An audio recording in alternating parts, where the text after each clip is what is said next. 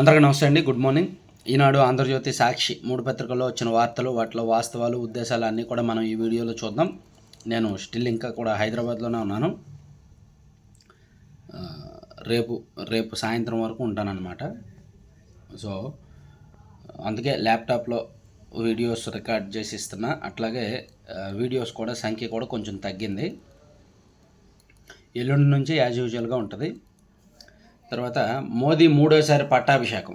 నరేంద్ర మోదీ గారు 71 మంది కేంద్ర మంత్రులతో కలిసి నిన్న ప్రమాణ స్వీకారం అత్యంత ఘనంగా జరిగింది. సో నరేంద్ర మోదీ గారు మూడోసారి ప్రమాణ స్వీకారం చేశారు ప్రధానమంత్రిగా. అమిత్ షా, రాజ్నాథ్, గడ్కరీ, నిర్మల, జయశంకర్కు మళ్ళీ ఛాన్సు. తాజా మాజీ సీఎంలు చౌహాన్ అండ్ ఖట్టర్కు కొత్తగా అవకాశం అంట. ఏపీ నుంచి రామ్మోహన్ నాయుడు, పెమ్మసాని, శ్రీనివాస్ వర్మ. తెలంగాణ నుంచి కిషన్ రెడ్డి, బండి సంజయ్కు చోటు అని చెప్పి రాశారన్నమాట. సో నరేంద్ర మోదీ గారి పట్టాభిషేకాన్ని ఈనాడులోనే కాదు 3 పత్రికల్లో కూడా అదే బ్యానర్ వార్త. మోదీ అనే నేను ప్రధానిగా నరేంద్రుని ప్రమాణ స్వీకారం. ఓహో, సాక్షిలో బీజేపీ భజన మామూలుగా ఉండదు ఇంకా. ఎందుకంటే వాళ్ళకి దిక్కు బీజేపీనే, వాళ్ళకి దిక్కు నరేంద్ర మోదీనే. ఎందుకంటే వీళ్ళ దగ్గర రాజ్యసభ సభ్యులు బలం ఉంది కాబట్టి ఆ బలాన్ని ఆడుకొని బీజేపీని వాడుకొని కాస్త కొన్ని విషయాల్లో లబ్ధి పొందే అవకాశాలు ఉన్నాయి. 72 మందితో కొలువుదీరిన నూతన మంత్రివర్గము షా, రాజ్నాథ్, నిర్మల, గడ్కరీ, జయశంకర్ కొనసాగింపు. జేపీ నడ్డాకు కూడా ఇచ్చారు యాక్చువల్లీ నేను. అలాగే ఆంధ్రజ్యోతిలో కూడా అదే బ్యానర్ వార్త. హ్యాట్రిక్ ప్రమాణం. ప్రధానిగా మోదీ వరుసగా మూడోసారి ప్రమాణ స్వీకారం. నెహ్రూ రికార్డు సమం. రాష్ట్రపతి భవన్లో వైభవంగా కార్యక్రమం. మోదీతో పాటు 72 మంది ప్రమాణం, 30 మంది క్యాబినెట్, 5 స్వతంత్ర హోదా, 36 మంది సహాయ మంత్రులు.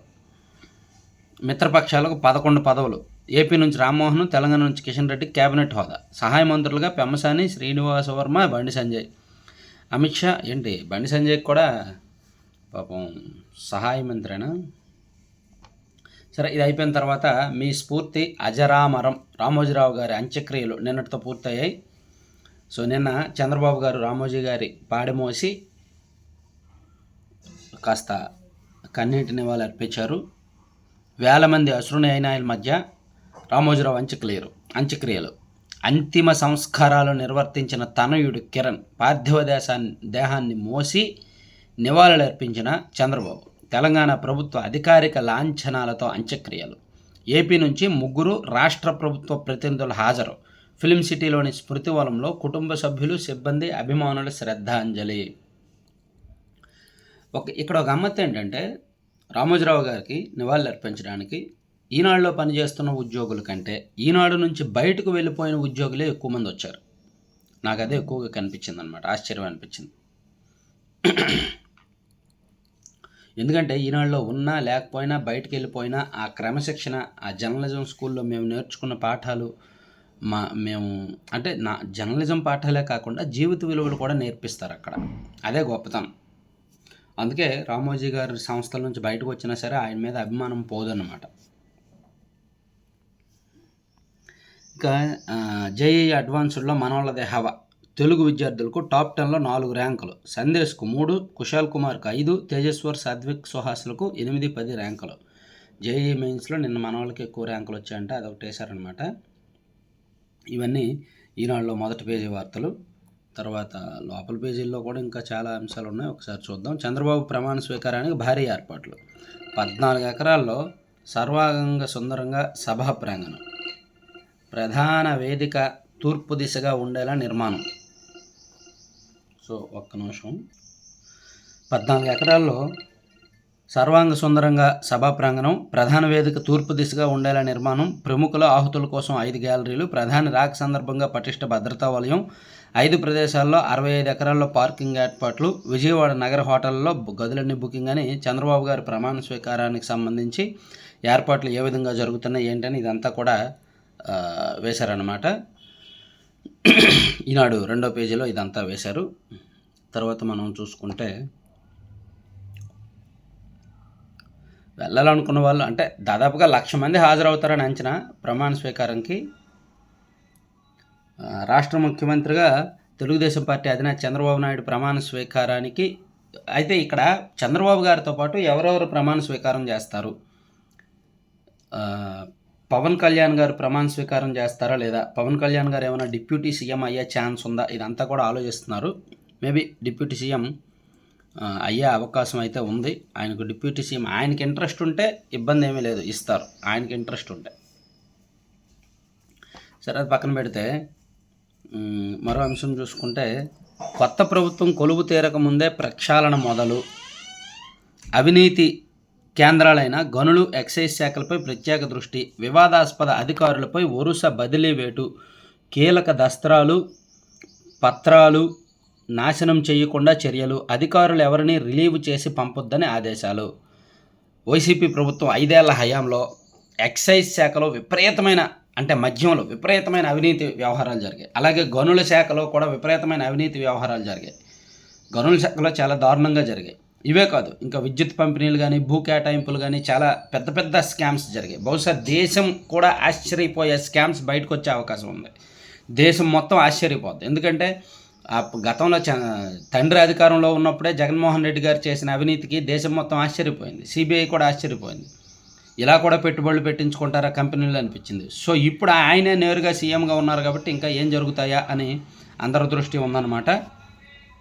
తర్వాత వాసుదేవరెడ్డి నివాసంలో కొనసాగుతున్న సోదాలు పూర్తయ్యాక ప్రాథమిక నివేదిక అని ఇచ్చారు. సో ఇవన్నీ ఈనాడులో వార్తలు. ఈనాడులో ఇంకా లోపల పేజీల్లో కూడా కొన్ని అంశాలు ఇంపార్టెంట్ అంశాలు ఉన్నాయి, ఒక్కసారి చూద్దాం.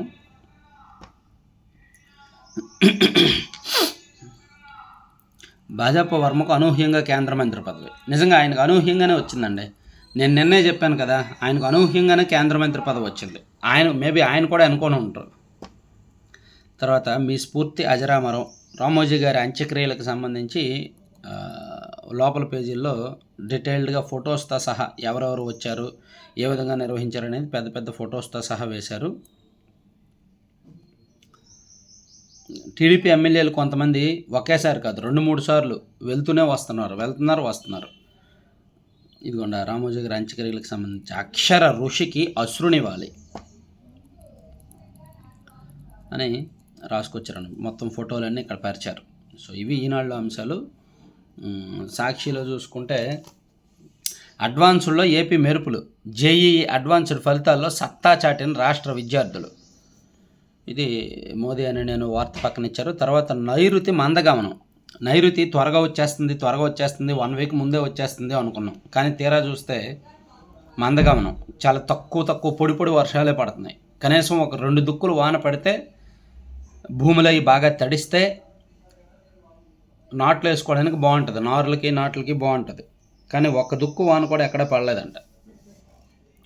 అట్లీస్ట్ నేల గట్టిగా తడిస్తే గ్రౌండ్ వాటర్ అయినా సరే పెరుగుద్ది. బోర్లోంచి కూడా వాటర్ ఎక్కువ వచ్చే ఛాన్స్ ఉంటుంది కొన్ని చోట్ల మెట్ట ప్రాంతాల్లో. కానీ అటు డెల్టాకి లేదు, మెట్టకి లేదు, ఏదో పైపైన వచ్చి అలా వచ్చేసింది. ఇక ఇదేనా ప్రజాస్వామ్యం? రోజుకు పెరుగుతున్న దాడులు, పెట్టురోగిపోతున్న టీడీపీ నేతలు కార్యకర్తలు, చోద్యం చూస్తున్న పోలీసులు. ఇక్కడ నేను మీకు ఒక విషయం చెప్తా, ఇంట్రెస్టింగ్ విషయం. చూడండి, ఈ వీడియో ఉంది కదా, నిన్నటి నుంచి బాగా వైరల్ ఉంది కదా. రాజ్ కుమార్, ఇతను పాలేటి రాజ్ కుమార్, ఇతన్ని టీడీపీ వాళ్ళు కొట్టి నారా లోకేష్ గారికి క్షమాపణలు చెప్పించిన వీడియో బాగా వైరల్ అవుతుంది. నేను ఇది చూసి ఏంటి టీడీపీ వాళ్ళు మరీ ఇంత అరాచకం చేస్తున్నారు, తప్పు కదా అని అనిపించి అసలు దీన్ని వెరిఫై చేద్దాం, అసలు ఎవరైనా ఈ రాజ్ కుమార్ అనే వ్యక్తి ఎవరు అని చెప్పి చెక్ చేస్తే ఇతను పాలేటి కృష్ణవేణి అని టీడీపీ ఆఫీస్లో పనిచేసి వైసీపీలో జాయిన్ అయింది. చూడండి, ఒక అమ్మాయి పాలేటి కృష్ణవేణి, ఆమె హస్బెండ్, కృష్ణవేణి గారి హస్బెండ్ ఇతను రాజ్ కుమార్. సో వీళ్ళు గత 2 సంవత్సరాలుగా లోకేష్ గారిని చాలా పర్సనల్గా చాలా దారుణంగా టార్గెట్ చేశారు. భువనేశ్వర్ గారిని వ్యక్తిత్వ హననం చేసేలాగా వంశీ గారు కొన్ని మాట్లాడినారు కదా, దాన్ని సమర్థించేలాగా లోకేష్ గారి పుట్టుక మీద లోకేష్ గారిని పర్సనల్గా టార్గెట్ చేస్తూ ఆయన ఆహార్యాన్ని, ఆయన హావభావాల్ని, ఆయన చాలా దారుణంగా సోషల్ మీడియాలో ట్రోల్ చేశారు. వీళ్ళు చాలా దారుణంగా చేశారు. ఆయన పుట్టుక నుంచి ఆయన మొత్తం అన్ని విషయాలు కూడా చాలా దారుణంగా కామెంట్ చేశారు ఈ రాజ్ కుమార్ గారు. ఫేస్బుక్లో ఇప్పటికీ ఉన్నాయి. సో అందుకే టీడీపీ వాళ్ళకి అంత కోపం వచ్చింది. సో అది చూసిన తర్వాత తప్పు లేదేమో అనిపించింది నాకు. వాళ్ళు మరీ ఎప్పుడైతే పర్సనల్గా టార్గెట్ చేశారో, ఎప్పుడైతే వ్యక్తి హద్దులు మీరి వ్యక్తిత్వ హననానికి పాల్పడ్డారో, ఎప్పుడైతే అంత దారుణంగా లోకేష్ గారిని, భువనేశ్వర్ గారిని, బ్రహ్మణి గారిని, ఇంటిలో ఆడవాళ్ళని కూడా మాట్లాడారో అప్పుడు ట్రీట్మెంట్ ఇలా ఇవ్వడంలో తప్పు లేదేమో అనిపించింది నాకైతే. ఫస్ట్ నేను తప్పు పట్టే, ఎందుకు టీడీపీ వాళ్ళు ఎంత రెచ్చిపోతున్నారు, తప్పు కదా అనిపించింది. సో అప్పుడు క్రాస్ చెక్ చేస్తే వీళ్ళు ఎవరెవరిని కొడుతున్నారు, ఎవరెవరిని ఈ విధంగా చేస్తున్నారు అని క్రాస్ చెక్ చేస్తే ఇది జరిగింది. అయితే వీళ్ళు కొట్టు వదిలేస్తున్నారు, టీడీపీ వాళ్ళు కొట్టు వదిలేస్తున్నారు. తర్వాత పెరిగిన గృహ అవసరాల వినియోగ వ్యయం ఎస్సీ ఎస్టీ బీసీ వర్గాల్లో 9.20% పెరుగుదల, ఇతర వర్గాల్లో 8.5%. గృహ వినియోగ వ్యయంలో వివిధ సామాజిక వర్గాల మధ్య తగ్గుతున్న అంతరం. జాతీయ గృహ అవసరాల వినియోగ వ్యయ నివేదిక వెల్లడి. రామోజీకి అశ్రునివ్వాలి రాశారేంటి వార్త. నీట్పై టెన్షన్, వెల్లడించిన ఫలితాలు ఉంచుతారా, రద్దు చేస్తారా? దేశవ్యాప్తంగా కోర్టులను ఆశ్రయిస్తున్న విద్యార్థులు. నేషనల్ టెస్టింగ్ ఏజెన్సీ విమర్శల వెలువ. అసలు దేశంలోనూ రాష్ట్రంలోనూ ఏం జరుగుతుందో అర్థం కావట్లేదు. తెలంగాణలోనేమో గ్రూప్ ఎగ్జామ్స్, ఎంసెట్లు అవన్నీ లీక్ అయ్యాయి. ఇప్పుడు చూస్తే ఇవి లీక్ అవుతున్నాయి. మన రాష్ట్రంలో 10వ తరగతి పేపర్లు లీక్ అయ్యాయి. ఇంకా విద్యార్థులని ప్రశాంతంగా ఉంచరేమో. తర్వాత ఆంధ్రజ్యోతి చూసుకుంటే హ్యాట్రిక్ ప్రమాణం అని చెప్పుకున్నాము. అలాగే అశ్రునయనాలతో రామోజీకి అంత్యక్రియలు పూర్తి. ఫిల్మ్ సిటీలో స్మృతివనంలో అంతిమ సంస్కారాలు. అధికార లాంఛనాలతో నిర్వహించిన ప్రభుత్వము. పాడి మోసిన టీడీపీ అధినేత చంద్రబాబు. అంతిమయాత్రలో సినీ రాజకీయ ప్రముఖులను రాసుకొచ్చారు. తర్వాత బరిలోకి బాబు, వ్యవస్థలను చక్కదిద్దే పనిలో నిమగ్నం అనేది ఇంకో ఆంధ్రజ్యోతిలో ఒక ఇంట్రెస్టింగ్ వార్త రాశారండి. వ్యవస్థలను చక్కదిద్దుతున్నారు. ఆల్రెడీ చంద్రబాబు గారు ఇండైరెక్ట్గా కొన్ని ఆదేశాలు ఇస్తున్నారని. ప్రమాణ స్వీకారానికి ముందే గాలిలో పెట్టే చర్యలు, రోజుల వ్యవధిలోనే మార్పు చూపే యత్నం. అమరావతి ప్రాంతంలో సీఎస్ సుడిగాలి పర్యటన. 200 పొక్లైన్లతో జంగిల్ క్లియరెన్స్. రాష్ట్ర వ్యాప్తంగా వీధోపాల వెలుగులకు శ్రీకారం. ఆదేశం. పారిశుధ్యంపై దృష్టి పెట్టాలని సూచన. సీజనల్ వ్యాధుల నియంత్రణకు చర్యలు. సురక్షిత తాగునీటి సరఫరాకు నిర్దేశము. జగన్తో అంటకాగిన అధికారులకు ఉద్వాసనం. కీలక ఫైళ్లు మాయం కాకుండా అప్రమత్తము. ఫైబర్ నెట్, ఏపీఎండీసీ, బేవరేజెస్ ఆఫీసులు సీజు. బాధ్యతలు చేపట్టగానే వివిధ శాఖలపై సీఎం సమీక్ష. ఉంటాయి, గట్టిగానే ఉంటాయి. ఇంకో ఇంట్రెస్టింగ్ వార్త ఏంటంటే ఫైర్లో భారతీయ పని మనుషులంట. అగ్నిమాపక శాఖలో హోంగార్డు ఉద్యోగులకి కొన్ని అర్హతలు ఉంటాయి, కొన్ని ప్రమాణాలు ఉంటాయి. అవేమీ లేకుండా, ఎడ్యుకేషన్ క్వాలిఫికేషన్ లేకపోయినా, ఫిజికల్ మెజర్మెంట్స్ లేకపోయినా, కేవలం వైఎస్ భారతి గారు ఇచ్చిన సిఫార్సు లేఖలతో, అవినాష్ రెడ్డి గారు ఇచ్చిన సిఫార్సు లేఖలను పట్టుకొని చాలామందికి ఉద్యోగాలు ఇచ్చేశారంట అగ్నిమాపక శాఖలో. సో అది ఆంధ్రజ్యోతిలో చాలా ఇంపార్టెంట్ వార్త, అది రాశారనమాట. సో ఇట్లా 3 పత్రికల్లో ఉన్న వార్తలు మనం జస్ట్ అలా టచ్ చేసాము. ఇంకా కీలకమైన అంశాలు చాలా ఉన్నాయి కాబట్టి నేను వీళ్ళని చూసుకొని చెప్తా. Thank you.